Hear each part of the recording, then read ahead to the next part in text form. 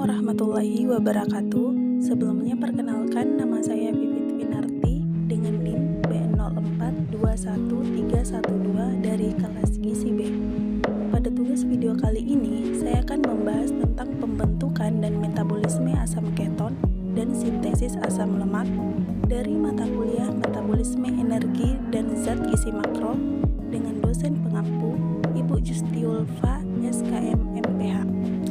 Adapun outline atau pokok pembahasan yang akan saya bahas pada video kali ini, yang pertama, pengertian keton dengan asam lemak, yang kedua, pembentukan dan metabolisme, dan yang ketiga, sintesis asam lemak.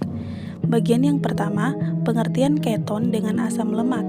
Jadi, benda keton merupakan produk metabolisme asam lemak dan protein yang terdiri dari 3 senyawa, yaitu asetoasetat, aseton, dan asam beta hidroksibutirat.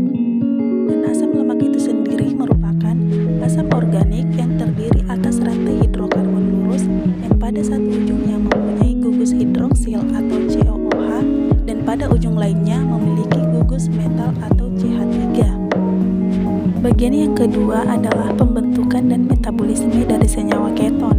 Jadi, ketogenesis diatur dalam 7 tahap, yakni yang pertama, pengontrolan dan mobilisasi dari adiposa, kemudian diubah menjadi asil koenzim A.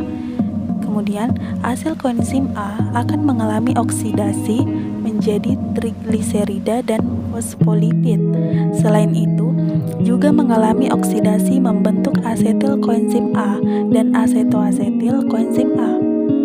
Selanjutnya, asetil koenzim A bergabung dengan molekul asetil koenzim A membentuk HMG koenzim A. Selanjutnya, HMG koenzim A dipecah menjadi asetoasetat. Kemudian asetoasetat direduksi menjadi 3 beta hidroksibutirat dan membentuk aseton yang termasuk salah satu senyawa keton. Dan apabila HMG koenzim A semakin meningkat, maka dapat menyebabkan kolesterol. Bagian yang ketiga yaitu sintesis asam lemak. Jalan yang tampak untuk mensintesis asam lemak berbeda sekali dari jalan oksidasinya. Pada hewan tingkat tinggi sintesis asam lemak terutama terjadi di dalam hati, jaringan adiposa, dan dalam kelenjar susu. Asam sitrat dan karbon dioksida merupakan senyawa yang penting pada biosintesis asam. Kemungkinan besar kedua senyawa di atas bertindak sebagai katalisator.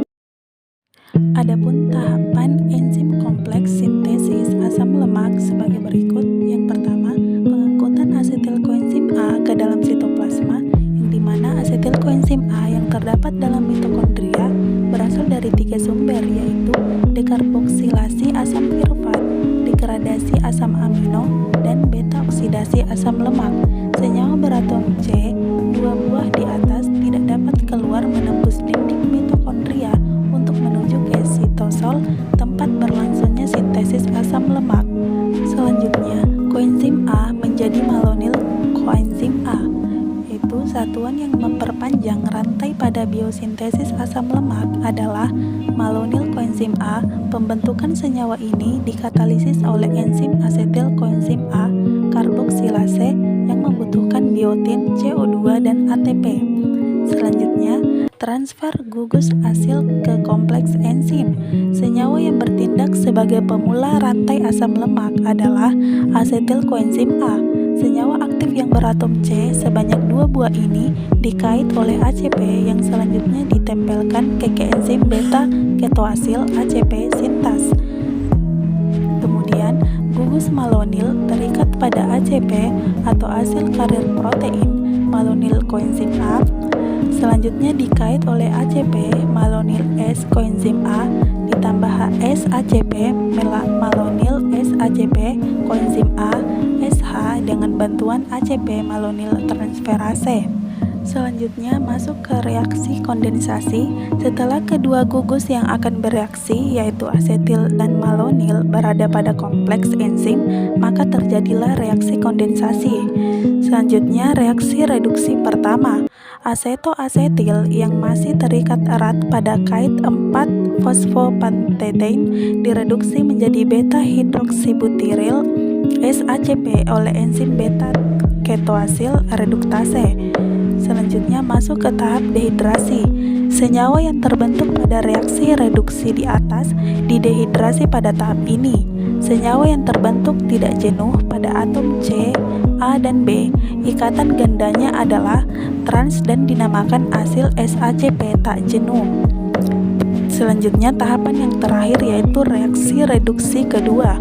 Enzim enoil ACP reduktase atau NADPH mereduksi krotonil SACP menjadi butyril SACP, senyawa yang masih tetap terkait pada kompleks melalui kait 4 fosfopantetein, kemudian dipindahkan ke enzim sintase. Oleh karena itu, maka ACP menjadi bebas dan dapat mengkait malonil koenzim A berikutnya. Senyawa ini kemudian direaksikan dengan butyril S-sintase dan berlangsunglah siklus sintesis yang kedua melalui urutan dan mekanisme reaksi yang sama. Terjadilah siklus-siklus biosintesis berikut sehingga tercapai panjang asam lemak tertentu. Baik, mungkin itu saja yang sempat saya sampaikan pada tugas video kali ini.